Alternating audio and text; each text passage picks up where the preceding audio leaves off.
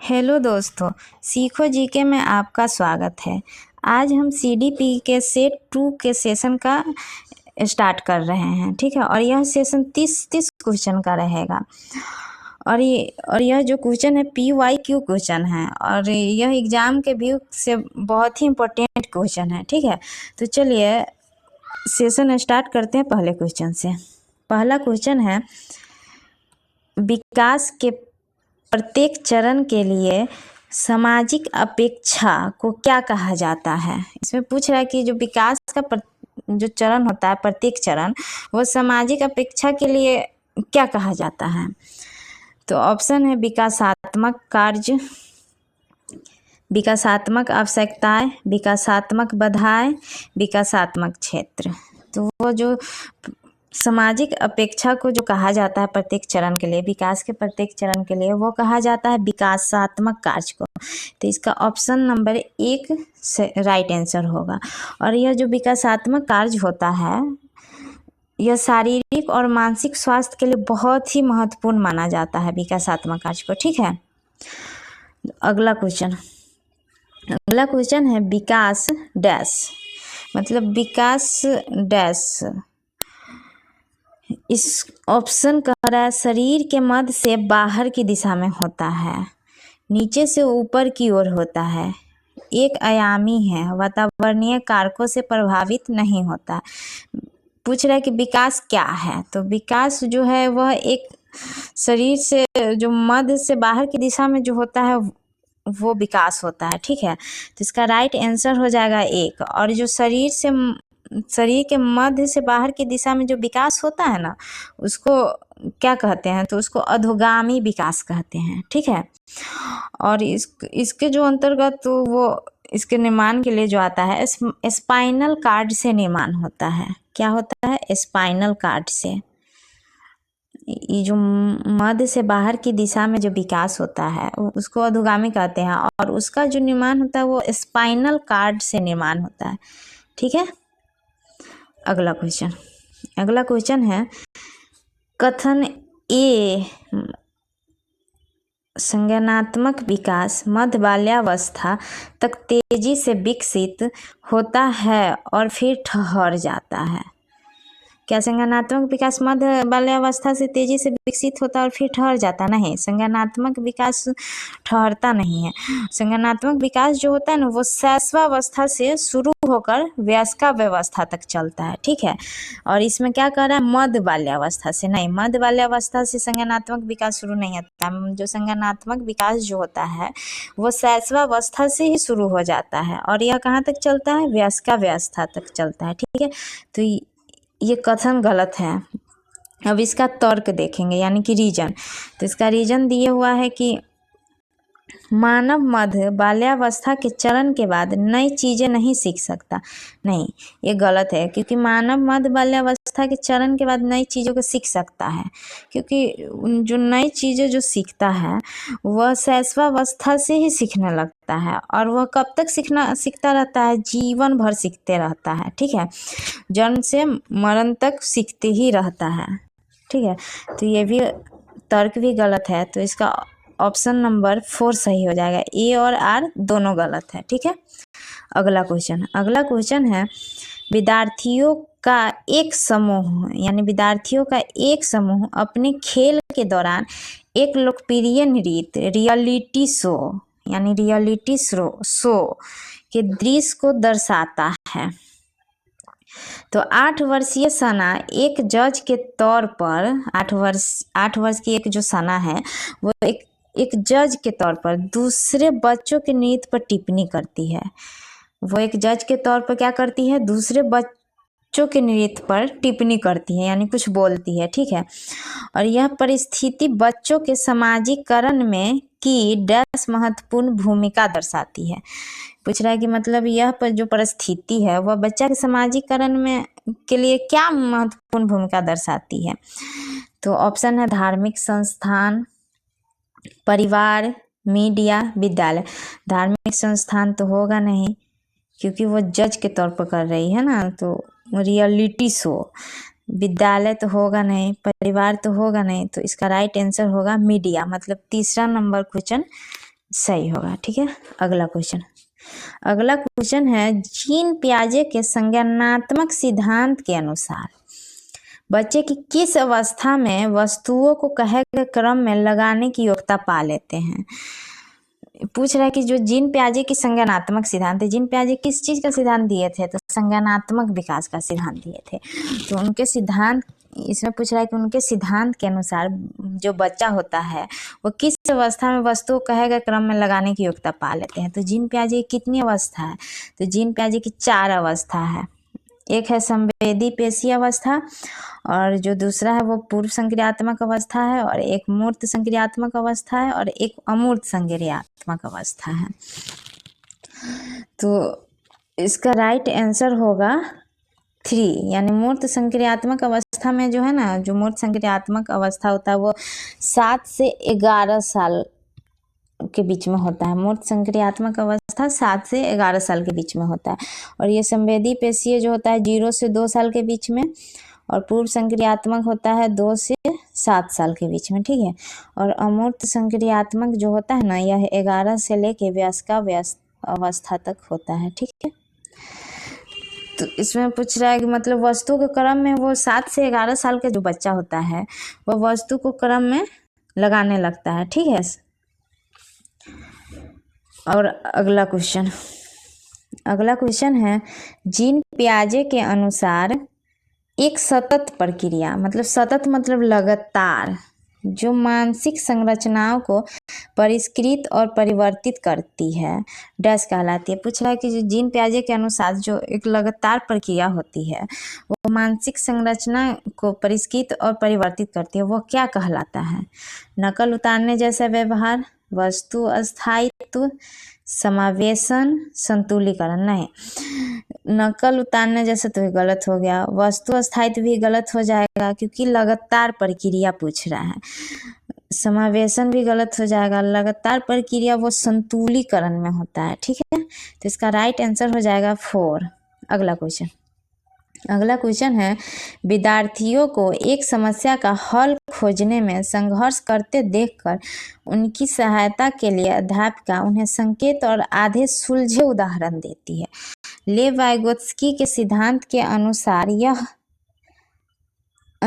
यह किसका उदाहरण है। ठीक है, पूछ रहा है जो विद्यार्थी जो है वो एक समस्या को हल खोजने में संघर्ष करता है, और जब वह हल खोजता रहता है तो उसकी जो शिक्षिका होती है तो वह एक संकेत देती है, मतलब थोड़ा सा क्लू देती है खोजने के लिए, तो वह आधा मतलब कि उदाहरण दे देती है। तो मतलब लेव वाइगोत्स्की के सिद्धांत के अनुसार किस में होता है, पार में, प्रतिवर्तन में, क्रमबद्धता में, प्रतिपादक अध्यापन में। तो पार का मतलब होता है सहयोग करना यानी मदद करना, और जहाँ भी पार ढांचा, अवलंबन, स्कैफोल्डिंग, पार ढांचा, अवलंबन, स्कैफोल्डिंग, ये सब एक ही चीज़ होता है। ठीक है, और जहाँ भी पार ढांचा, अवलंबन, स्कैफोल्डिंग रहे वो पॉजिटिव वर्ड होता है। ठीक है, तो हमेशा सही ही होता है। तो लेव वाइगोत्स्की सिद्धांत के अनुसार यह किसका उदाहरण है, तो यह पार का उदाहरण है। ठीक है, पार मतलब सहयोग करना, सहयोग के द्वारा। अगला क्वेश्चन है निम्न में से किस सिद्धांतकारी ने कहा है कि संज्ञानात्मक विकास एक सहयोगात्मक प्रक्रिया है। मतलब कौन सिद्धांतकारी, मतलब कौन वैसे वैज्ञानिक थे जिसने कहा था कि संज्ञानात्मक विकास एक सहयोगात्मक प्रक्रिया है। तो सहयोगात्मक प्रक्रिया के बारे में कौन से वैज्ञानिक कहे थे, लेव वाइगोत्स्की कहे थे। ठीक है, जितना भी सहयोगात्मक वाला बात आएगा, सहयोग वाला बात, वो लेव वाइगोत्स्की के सिद्धांत में है। ठीक है, तो इसका ऑप्शन है Lev Vygotsky, Ivan Pavlov, B.F. Skinner, John V Watson. तो इसका पहला ऑप्शन ही सही हो जाएगा, लेव वाइगोत्स्की। ठीक है, अगला क्वेश्चन है लॉरेंस कोहलबर्ग के सिद्धांत की एक मुख्य आलोचना है कि लॉरेंस कोहलबर्ग की एक सिद्धांत जो है उसकी मुख्य आलोचना क्या है। तो लॉरेंस कोहलबर्ग किसके बारे में सिद्धांत दिए थे, वो दिए थे नैतिक विकास के बारे में सिद्धांत दिए थे। ठीक है, जो लॉरेंस कोहलबर्ग है वो नैतिक विकास के बारे में सिद्धांत दिए थे, और उसमें किसकी आलोचना की थी? नारी परिप्रेक्ष्य गौण के। ठीक है, तो इसका पहला ऑप्शन ही सही हो जाएगा। उसके सिद्धांत में नारी परिप्रेक्ष्य गौण है। ठीक है, उनमें नारी परिप्रेक्ष्य गौण की मतलब आलोचना किए थे। वर्ग थे, ये कितने स्तर दिए थे? तो ये 3 स्तर दिए थे, और सभी स्तर में 2-2 अवस्था का वर्गीकृत किए थे। तो मतलब कि तो इन्होंने 3 स्तर और 6 अवस्था में वर्गीकृत किए थे। ठीक है, अगला क्वेश्चन है, हॉवर्ड गार्डनर ने सुझाव दिया है कि बुद्धि अलग अलग प्रकार की होती है। सही बात है। हॉवर्ड निम्नलिखित में से कौन सी बुद्धि गार्डनर द्वारा प्रस्तावित प्रकारों में से एक नहीं है? हॉवर्ड गार्डनर जो थे वो बहुबुद्धि का सिद्धांत दिए थे। ठीक है, और उन्होंने बताए थे कि बहुबुद्धि जो होता है वो अलग अलग प्रकार की बुद्धि होती है। ठीक है, और इसमें पूछ रहा है कि वह कौन सी प्रस्तावित प्रकारों में से एक नहीं है, यानी कि उसमें नहीं है।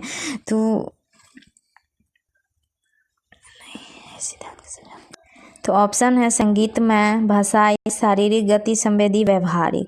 तो इसका राइट आंसर होगा 4 व्यवहारिक। वो व्यवहारिक जो है वो नहीं दिए थे, वो 8 क्षेत्र दिए थे। तो किसका किसका दिए थे? भाषागत और तार्किक दिए थे, और गणितीय भी दिए थे। तो भाषागत यानी भाषाई हो गया, और संगीतमय भी दिए थे। ठीक है, और शारीरिक, गति संवेदी भी दिए थे, और एक अंतर्वैयक्तिक अंतःव्यक्ति भी दिए थे, और प्रकृतिवादी भी। ठीक है, तो इसका राइट आंसर हो जाएगा व्यवहारिक। अगला क्वेश्चन है, इनमें से कौन सा विकल्प एक प्रगतिशील कक्षा में संरचनात्मक शिक्षण का उदाहरण है? प्रगतिशील मतलब एक्टिव। ठीक है, विविध स्पष्टीकरण, रट कर। जहाँ रट कर याद करने वाला बात होगा वो सब गलत हो जाता है। दोहराना, रट कर याद करना, ये सब निगेटिव वर्ड होता है। तो कोई क्वेश्चन होता है कि एक टैग वर्ड देख के ही वो ऑप्शन कट जाता है। ठीक है, जहाँ पॉजिटिव पूछता है क्वेश्चन वहाँ। तो यानी रट कर याद करना, और स्मरण करना, पुनरावृत्ति, और उसके बाद हो गया एक ही, केवल, ये सब निगेटिव वर्ड होता है। ठीक है, पुरस्कार, दंड, ये भी निगेटिव वर्ड है। बार बार वेदन और अभ्यास, ये भी निगेटिव वर्ड है। तो इसका राइट आंसर होगा 1 विविध स्पष्टीकरण। ठीक है, अगला क्वेश्चन है, बहुभाषिकता के संदर्भ में निम्न में से कौन सा दृष्टिकोण उपयुक्त है? बहुभाषिकता के संदर्भ में कौन सा दृष्टिकोण उपयुक्त है? तो पहला ऑप्शन है, विद्यार्थियों को विद्यालय अवधि के दौरान उनकी मातृभाषा या स्थानीय भाषा उपयोग करने के लिए दंडित। नहीं, दंडित निगेटिव है। ठीक है, तो ये गलत हो जाएगा। किसी भी बच्चा को दंड नहीं देना है, पनिशमेंट नहीं देना है। ठीक है, दूसरा ऑप्शन है, स्कूलों को केवल, फिर यहाँ केवल वाला बात आ गया, तो यहाँ केवल टैग वर्ड से ही ये ऑप्शन कट जाएगा। ठीक है, तीसरा ऑप्शन है, शिक्षक को सभी भाषाओं को समान करना चाहिए। सही बात है, शिक्षक के सभी भाषा को समान करना चाहिए, और कक्षा में एक ऐसा वातावरण स्थापित करना चाहिए जो सभी विद्यार्थियों के लिए समावेशन को बढ़ावा दे। सही बात है, बहुत ही अच्छा बात है। 3rd नंबर ऑप्शन सही हो जाएगा। शिक्षक को कक्षा में उन बच्चों की उपेक्षा करनी चाहिए। उपेक्षा तो किसी से करनी ही नहीं चाहिए। ठीक है, तो ये भी गलत हो जाएगा। तो 12 नंबर का ऑप्शन नंबर 3rd सही हो जाएगा। अगला क्वेश्चन है, वे बच्चे जो कि अक्सर अपने अभिभावकों को मानकीय जेंडर रेखाओं को पार करते हुए देखते हैं, जैसे कि माता को उपकरण ठीक करते हुए और पिता को बच्चों की देखभाल करते हुए, उनके संदर्भ में। तो ऑप्शन है, कम संभावना है कि वे जेंडर रूढ़ियों का अनुसरण करेंगे। सही बात है ये। अधिक संभावना है कि वे जेंडर, नहीं, पृथक्करण करने वाला बात फिर गलत हो गया। ठीक है, अधिक संभावना है कि वे जेंडर, फिर रूढ़ियों वाला बात गलत हो गया। फिर है, कम संभावना है कि वे समाज मानदंडों के विरुद्ध, ये भी ऑप्शन गलत हो गया। तो इसका ऑप्शन नंबर 1 राइट है। ठीक है, अगला क्वेश्चन है, राष्ट्रीय शिक्षा नीति 2020 के अनुसार आकलन के क्या उद्देश्य हैं? ये पूछ रहा है कि राष्ट्रीय शिक्षा नीति 2020 के अनुसार आकलन के क्या उद्देश्य है? तो इसका उद्देश्य है क्या दिया हुआ है, सीखने के स्तर को सुनिश्चित करने के लिए विद्यार्थियों में तनाव उत्पन्न करना और डर पैदा करना।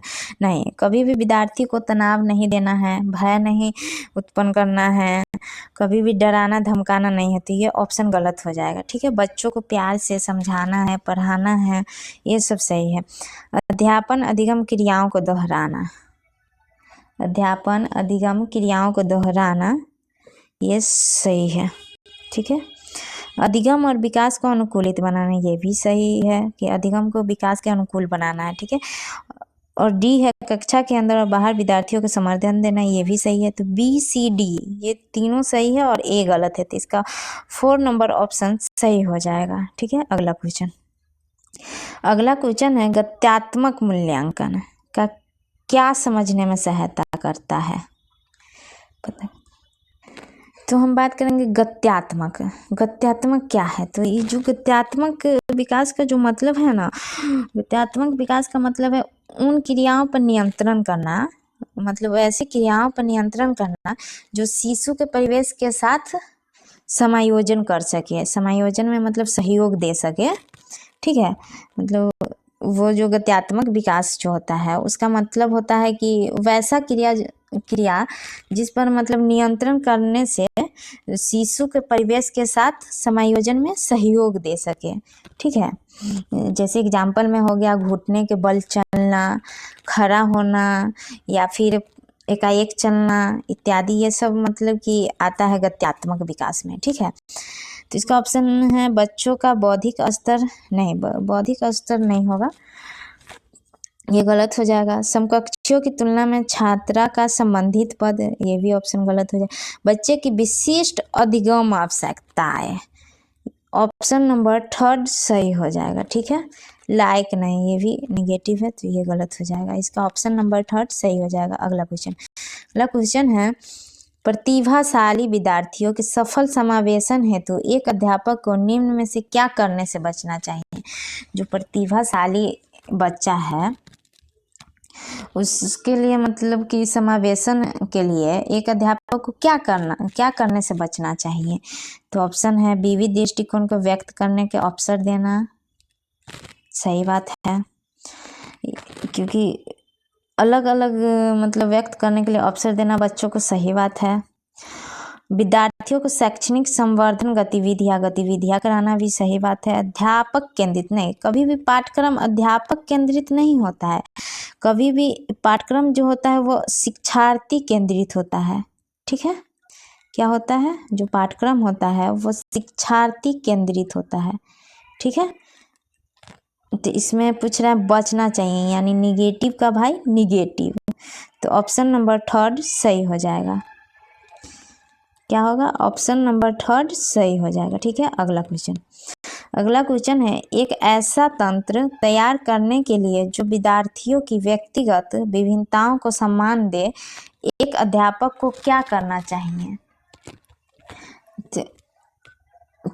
ऑप्शन है सभी विद्यार्थियों के लिए मानकीकृत पाठचर्या का प्रयोग, नहीं, मानकीकृत कभी भी नहीं करना चाहिए, ये निगेटिव वर्ड होता है। अधिगम गति और परिप्रेक्ष्यों में विविधता को स्वीकृति, सही बात है, ये पॉजिटिव होता है, तो ऑप्शन नंबर 2 सही है। और तीसरा है सभी विद्यार्थियों से अधिगम की नहीं अपेक्षाएं तो रखना ही नहीं चाहिए, सिर्फ परीक्षा में नहीं, ये भी निगेटिव वर्ड है, तो इसका ऑप्शन नंबर 2 सही हो जाएगा। अगला क्वेश्चन है एक विद्यार्थी कक्षा में ध्यान नहीं दे पाता है, मतलब एक विद्यार्थी है जो कक्षा में ध्यान नहीं देता है, आसानी से दूसरी ओर आकर्षित हो जाता है, मतलब जब टीचर पढ़ाते रहते हैं तो वो विद्यार्थी मतलब ध्यान नहीं देता है और वह दूसरी ओर आकर्षित रहता है। ठीक है, नियुक्त स्थान पर नहीं बैठ पाता और बेचैन रहता है, और वो अपने स्थान पर सही से नहीं बैठ पाता और बेचैन रहता है, और वस्तु को भी खो देता है, जैसे वस्तु मतलब कलम कॉपी ये सब खो देता है। ये गुण निम्न में से किसके संकेतक है, तो ये अवधान न्यूनता, अति सक्रियता, विकार के कारण, दृश्यबाधिता नहीं, दृश्यबाधिता मतलब तो वो तो आँख से संबंधित हो गया। वाचन वैकल्य तो मतलब बोलने से संबंधित हो गया, ये बोलने से नहीं पूछा है, वो उसमें बेचैनी रहता है, वो एक जगह से बैठ नहीं पाता।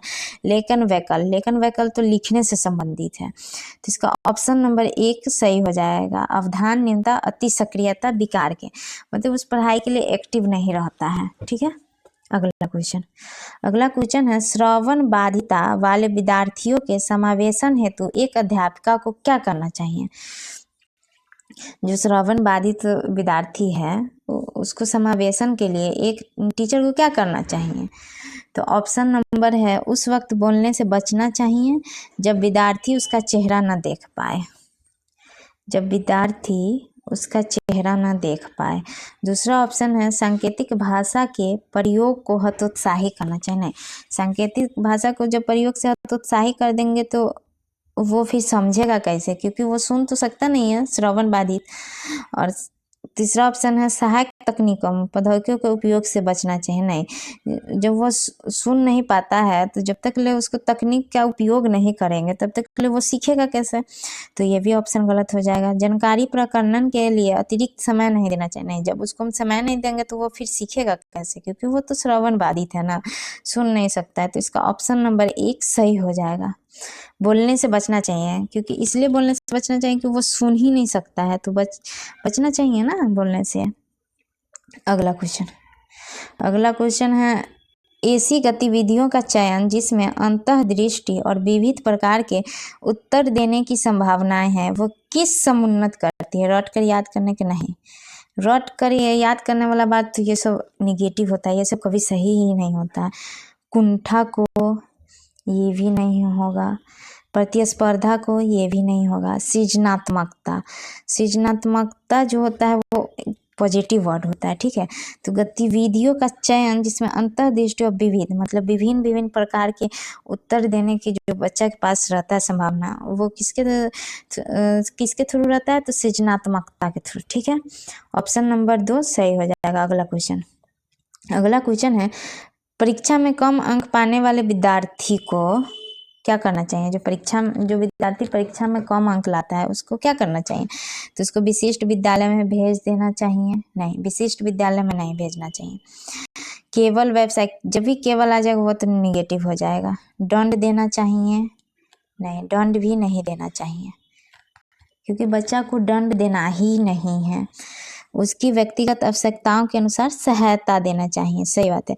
उसको, उस बच्चा मतलब जो कम अंक है तो उसको हम देखेंगे कि उसको किस वजह से उसको कम अंक आ रहा है परीक्षा में, तो उसको सहायता करेंगे। जिस भी कारण से उसको कम अंक आ रहा होगा तो उसको आवश्यकता के अनुसार सहायता करेंगे। ठीक है, तो ऑप्शन नंबर 4 सही हो जाएगा। अगला क्वेश्चन है कथन और कारण वाला। तो कथन है, अर्थपूर्ण अधिगम के लिए नई सामग्री को बच्चे के मौजूदा ज्ञान से जोड़ना आवश्यक है। ठीक है, क्या कह रहा है? अर्थपूर्ण अधिगम के लिए नई सामग्री को बच्चे के मौजूदा ज्ञान से जोड़ना आवश्यक है। सही बात है, क्योंकि बच्चे को पूर्व ज्ञान से जोड़कर पढ़ाएंगे तो बच्चे को जल्दी सीखेगा। तो ये सही बात है, ये सही बात है। ठीक है, और इसका रीजन देखेंगे। अधिगम एक रेखीय तरीके से होता है। नहीं, अधिगम कभी भी एक रेखीय तरीके से नहीं होता है, तो इसका रीजन गलत हो जाएगा। तो देखिए, ए सही है और आर गलत है। इसमें देखेंगे किस ऑप्शन में ए सही और आर गलत है। तो थर्ड ऑप्शन में ए सही किंतु आर गलत है, तो इसका ऑप्शन नंबर 3 सही हो जाएगा। अगला क्वेश्चन है, विद्यालयों को निम्न में से सफलता की किस धारणा को चुनौती देना चाहिए? मतलब विद्यालय का जो है वो किस सफलता के लिए किस धारणा को चुनौती देना चाहिए? तो ऑप्शन है, विद्यार्थी विद्यालय में स्वयं को दूसरों से बेहतर प्रमाणित करके सफलता प्राप्त करे। ये भी सही है। सफलता प्रतिस्पर्धा संबंधित नहीं होने चाहिए। नहीं कि मतलब गलत। सफलता को संकल्पित करते समय विद्यालयों के संगठनात्मक के साथ साथ भावनात्मक क्षेत्रों को भी महत्व देना चाहिए, भी गलत हो जाएगा। एक ऐसी प्रणाली जिसमें कोई पहले आता है उसे निर्मित करते समय हम यह प्रणाली भी बना देते हैं कि कोई अंतिम स्थान पर भी न जाए, पर भी, ये भी गलत हो जाएगा। इसका ऑप्शन नंबर 1 सही होगा। ठीक है, अगला क्वेश्चन है, किसी अध्याय को पढ़ाते समय एक अध्यापिका को निम्न में से क्या नहीं करना चाहिए।